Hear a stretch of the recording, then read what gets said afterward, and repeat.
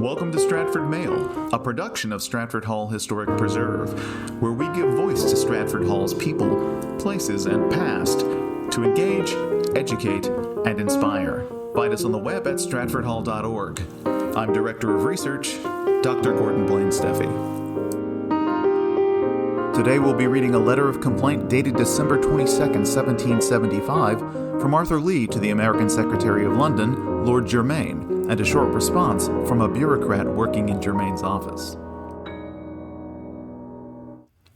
Arthur Lee, the youngest son of Thomas and Hannah Lee of Stratford, was a lawyer living and practicing in London, a friend and colleague of English radicals, a spy communicating political intelligence to friends and allies back home in America, and an unrivaled propagandist, flooding the papers with pro-American writing.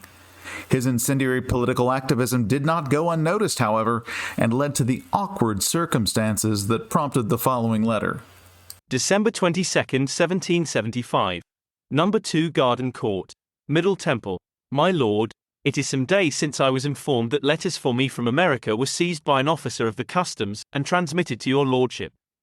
I have waited this long out of respect to your lordship and in expectation that, when the letters had been examined, you would have had the goodness to send them as they were addressed. My lord, I have the best reason to believe that those letters were from my nearest and most dear connections in that country. Your lordship will, therefore, I trust, feel some indulgence for the impatience with which I have waited and the anxiety with which I now request the letters, which may be in your possession and addressed to me. I hope and believe your lordship has too much humanity to exasperate the griefs of those who are nearly connected in that unhappy country, by withholding from them, in a season of such calamity, all intelligence concerning their friends and their affairs. I have the honor of being, my lord, your lordship's most obedient, humble, servant, Arthur Lee. From 1768 to 1776, Arthur Lee produced a storm of political journalism in service to the American cause, much of which appeared in newspapers and inflamed passions on both sides of the Atlantic. In 1775, the Virginia Gazette celebrated the amiable Dr. Lee and his excellent pieces in vindication of the colonies.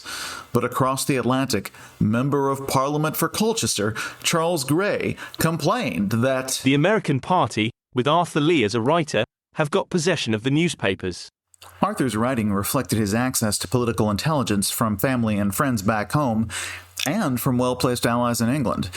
In a 1784 diary entry, Arthur reminisced, In the field of politics, from the politician in the cider cellar to the peer in his palace, I had access and influence. His transatlantic intelligence networks were a source of irritation to His Majesty George III's government, which found itself struggling to control the narrative.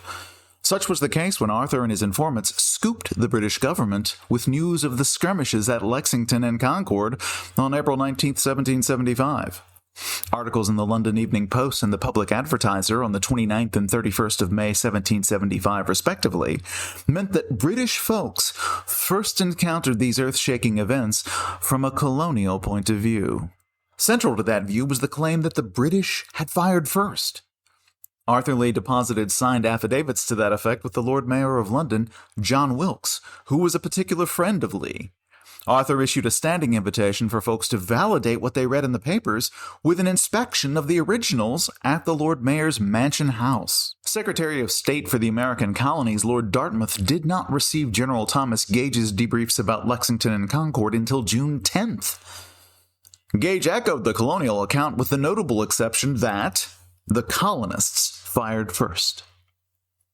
3 weeks later, Lord Dartmouth wrote to Gage, On the 10th of last month in the morning, Lieutenant Nunn arrived at my office with your dispatch containing an account of the transaction on the 19th of April of which the public had before received intelligence by a schooner, to all appearances sent by the enemies of government, on purpose to make an impression here by representing the affair between the King's troops and the rebel provincials in a light the most favourable to their own view. Their industry on this occasion had its effect, in leaving for some days a false impression upon people's minds, and I mention it to you with a hope that, in any future event of importance, it will be thought proper to send your dispatches by one of the light vessels of the fleet. By November 10th, Lord Dartmouth was out of a job and replaced by George Germain, who in the wake of being scooped by American agents seems to have pursued the additional expedient of intercepting the mail of Arthur Lee.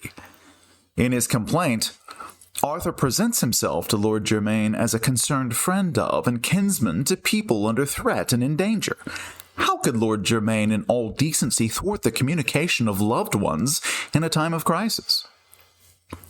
On the very day that Arthur complains to Lord Germain about the confiscation of his mail, Parliament passes the Prohibitory Act in an attempt to stem the widening rebellion by strangling trade and exploiting the seeming economic fragility of the colonies.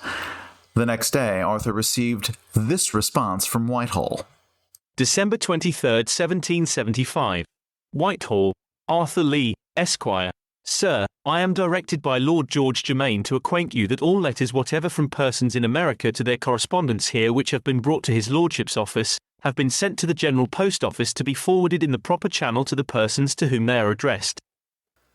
As hostilities escalated, Arthur would be compelled to abandon the country he once likened to Eden and take up a new post as Commissioner to the Court of France. And that's where his troubles would truly begin. But that's a topic for a different day. Thank you for following Stratford Mail. From Stratford Hall Historic Preserve in Westmoreland County, Virginia, I'm Director of Research, Dr. Gordon Blaine Steffi, signing off as Arthur Lee often did. Adieu.